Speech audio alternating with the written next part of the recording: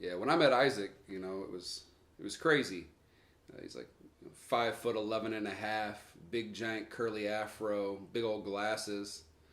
You know, listen to sad boy music all the time, and it was crazy because inside him I saw an artist. Inside him I saw this new self ready to burst out of this cocoon, and once he realized that for himself, he became who we have today, Icky Ike. My name is Isaac Newby. I am the rapper known as Icky Ike, and I am from East Peoria, Illinois. I started off being a rapper by mainly just writing poetry in high school, and I thought that was pretty cool. And then my youth pastor was like, "Hey yo, you got some talent writing bars, kid." So then he got me up in a studio, and we wrote my first song, Exhale, together.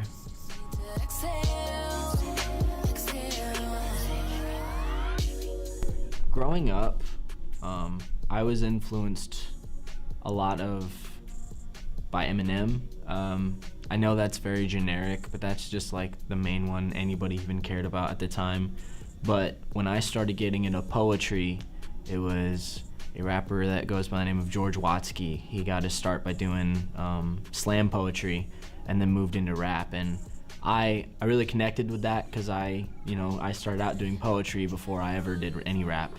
And even though, poetry was just something that I just did in like study hall, it still feel like it was a huge part of me. And to look at one of my favorite artists and see that's how they got started as well, it's kind of like mind-bending almost, and it's like, wow, I've actually been there. Whereas, you look at some artists and you're like, I could never relate with that. Some people just get their start because they just had a lot of money growing up, or they were just naturally super talented from the get-go. Like, to get here, I had to get here. I had to work for it. A lot of my friends who are also involved in music, they also been very helpful to me. I love input from them because everyone in my group has such a different opinion on music, and so when you get one of my crazier friends who just loves Kanye West or something like that, their idea of what a good sound is going to be a lot different than one of my friends who's an actual producer of music. And it's cool to have that kind of group and to be able to mold my music around what so many other opinions were. I think we're big motivators for each other because we both see ourselves kind of in the same light and in the same position. I think that it's just kind of one of us making strides towards a new goal will help the other follow. Sometimes it's me coming over to Isaac's house, getting him off of his bed and telling him to get over and write so we can get a new song out. Sometimes it's Isaac saying, "Hey Chase, I think that you would be able to make one of these really well, so you should definitely try that." I say, "Okay, sounds good," and we kind of just keep building up on each other. And one of the main influencers in my life is my previous youth pastor and now one of my best friends. He has definitely he was like a father figure for me, pushed me to be a better version of myself, in like the darkest time ever, and then brought me up here. And now he is one of the people that, he keeps me pushing when I'm like, I just want to give up on everything and throw everything I've ever done with music away. He's very like, let's think this through. I don't know where I'd be without him. I'm Dan Burkle, better known as D Breezy. I am the president and CEO of Summit Records. I've been running Summit Records now for a little over a year and a half. We got some really good artists on the label.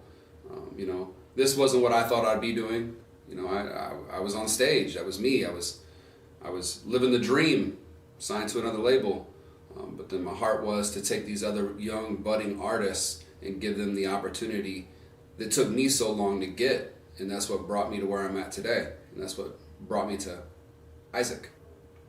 I've worked with a lot of artists in the studio. It's been awesome for me to have the opportunity and the ability to meet so many different people. To meet Andy Mineo and be able to work with people like Chase Cullum and Jay Royal. We've had the opportunity to work with people like Marty Marr. And it's really cool because Isaac brings some of that same flavor that these guys bring, some of these big cats bring.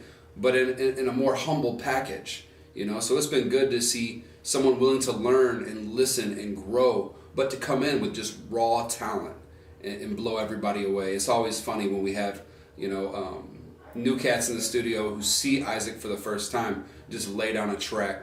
We call him that one-hit wonder, the one-take wonder. You know, he gets there, he gets in that mic, and he delivers everything he's got, lays it all out there. And that's something rare. That's something rare in the industry, and it's beautiful. It's beautiful. I feel very indifferent about my album right now. It was one of those things where when we started working on it, it was like a fever dream, and it felt like something I was never going to do. And then we started working on it, and it's like, oh my gosh, this is what goes into making music, and it's absolutely insane. It's definitely something I want to do for the rest of my life, but oh my goodness, it is something you don't expect. The amount of time and money and effort that goes into it is insane. And you know, if it weren't for amazing people to have on this team, it definitely would be a lot more difficult. You know, it's crazy. I remember back in when I was coming up, before I ever got a deal, trying to get a record deal was ridiculously hard. You had to be in the right place at the right time. An AR rep needed to hear you. Someone needed to find you out. Like, there needed to be a physical body in the room, or this insane word of mouth for you to ever get touched. And it's just crazy now.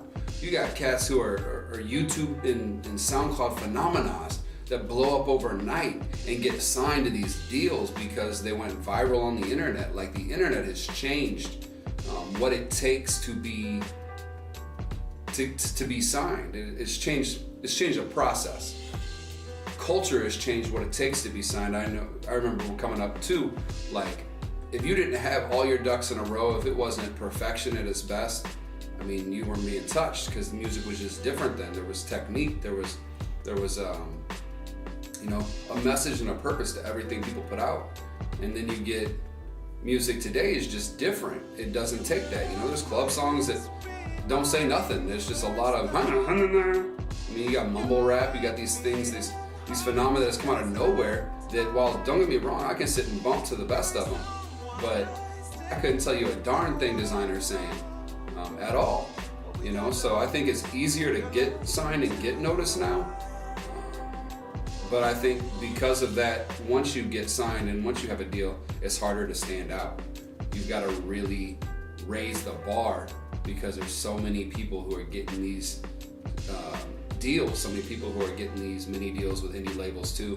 Like, there's just a lot of people on the market, so you've got to raise your bar so you don't just get stuck, just being another face in a crowd. You know, anyone who's met Isaac can tell you that for good or for bad, he's full of emotion.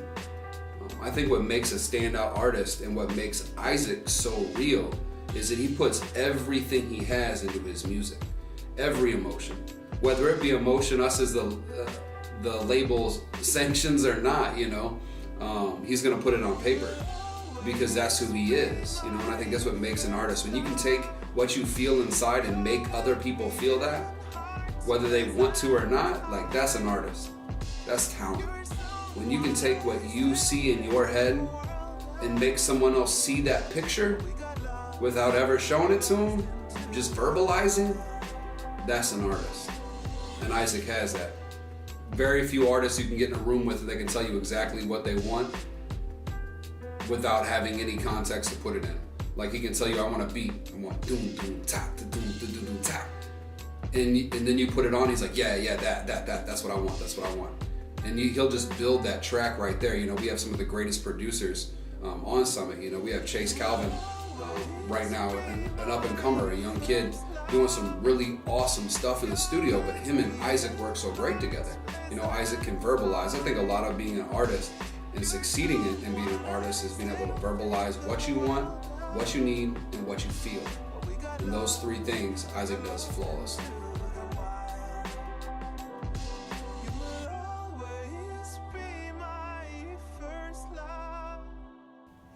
With technology evolving over time, music videos have become a lot more popular. With what started as an artist just standing in front of a camera singing a song to it, has now become stories that are like mini movies. The popularity of a song can nowadays be greatly affected by the quality of a music video. Back in my day, I'm going to date myself right here. You know, MTV, the Music Television Network, if you were unaware, had this thing called TRL, Total Request Live. You know, and every week, teenagers all over would go sit on their couch so they could watch the top 10 music videos in the nation. You know, music videos is what set people like Backstreet Boys and NSYNC and Korn and all these guys to epic proportion, because they were putting out awesome content that visually we could relate to, and they were visually stunning in correlation with the songs they were doing. It was just awesome, and I think that's continued into modern music today. You know, we have these artists who are actually self-producing a lot of their albums, who can now self-produce a lot of their videos. So the market is just saturated with awesome content. I think now, if a song doesn't have a video, it makes it less relevant. I think right now that you're not serious about it if you haven't put the time to put the content behind it, you know, because it is readily accessible. Any Joe Schmo with a cell phone now can make a music video. I mean, they don't have $3,000 of camera equipment like we do sitting here in front of me. You know, it's just about buying into your own craft. I think that's part of what the music video phenomena is about, just proving that you invest in yourself so others will invest in you too. Music videos play a huge role in the music industry. If you're a singer or a writer who has trouble visualizing yourself, or if you're someone listening who has a problem visualizing, to have somebody, you know, make an entire video out of that, it definitely helps. You know, in a song like Exhale, where I'm talking about just letting everything out, some people are going to have a lot of trouble visualizing what that's like. So having a music video like that where it's me letting all of my emotions out and everything that I feel, a music video like that's going to help people understand, okay, this is a very serious subject for him. You know, he's going through things that he's not able to just talk it through with anybody. You know, he's just him and letting it all out. So it's funny, we're working on this album Homecoming with Isaac, and right now we're shooting like this whole mini movie, 7 different music videos. I'm really looking forward to it. I'm loving what we're getting, you know, in production. But how it started was crazy. You know, we sit around, we just joke. The crew spends a lot of time together. A lot of the guys on Summit spend a lot of time together.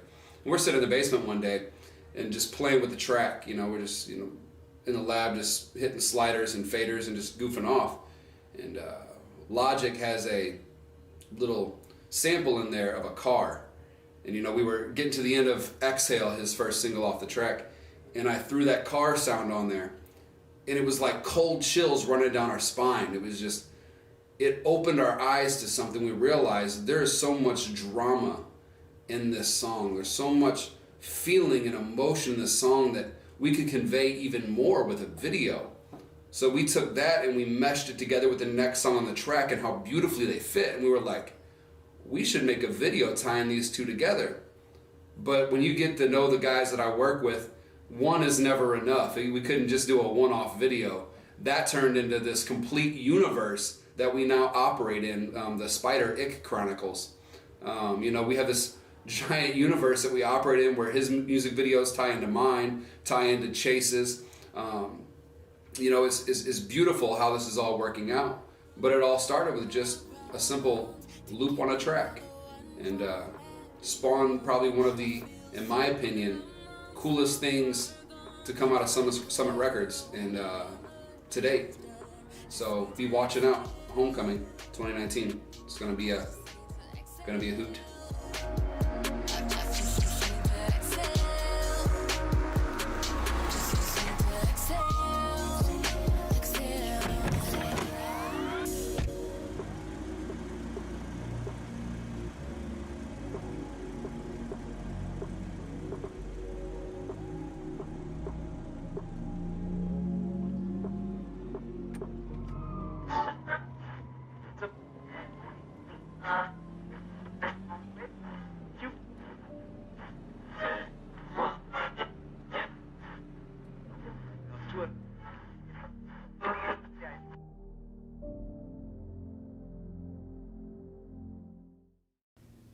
first started working on the music videos, there was a lot of planning that we had to do for it to work out.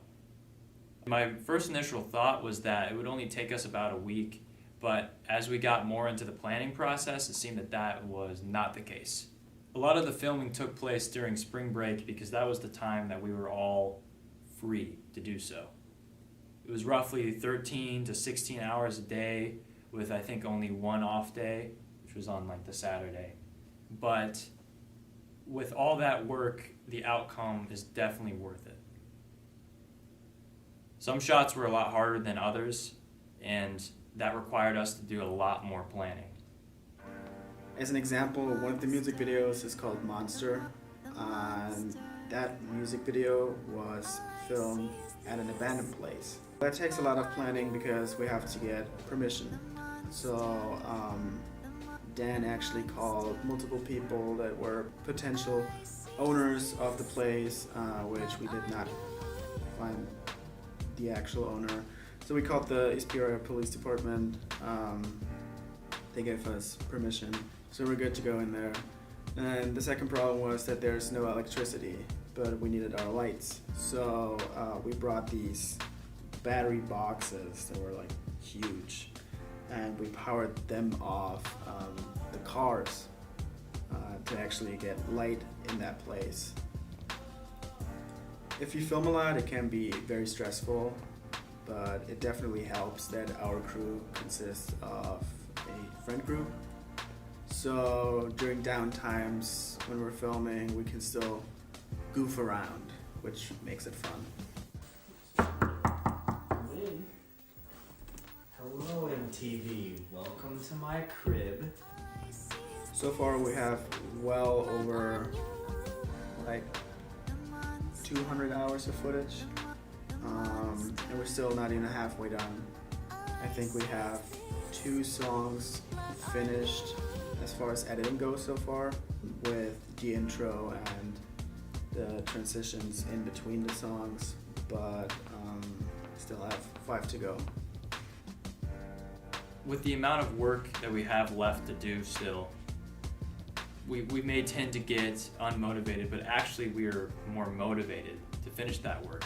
Because after putting so much time into it, you become passionate about the work that you're doing, and we're really just excited to see the results and the finished product of what we are doing. I think at this point, people should be hyped for my album because it's been so long. It's been almost a year and a half of working on it, and there have been so many redos, songs we've trashed, songs we've brought back. It's been a roller coaster of, well, what should we actually put on this album? As an artist, you really got to get yourself out there. You can't just sit in your room recording a song and just throwing it up and never talking about it. You know, there's a reason people like Eminem are so popular, or Billie Eilish. You know, they're all over the place. You see them everywhere you go.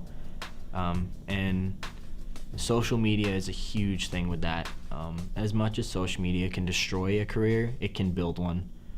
You know, you get up on Instagram or Facebook or something like that, and you talk about yourself, and you fill all these people in on who you are and what you do, and you're constantly updating them.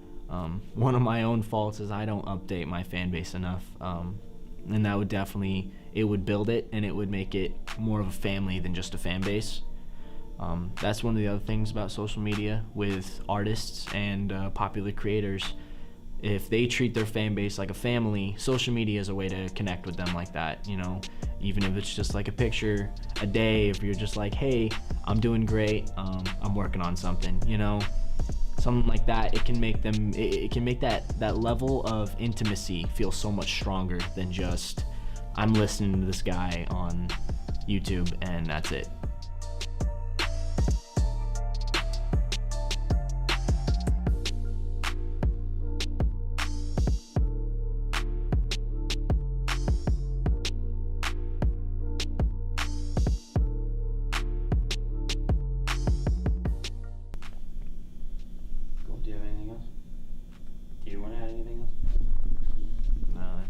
got some fries or something?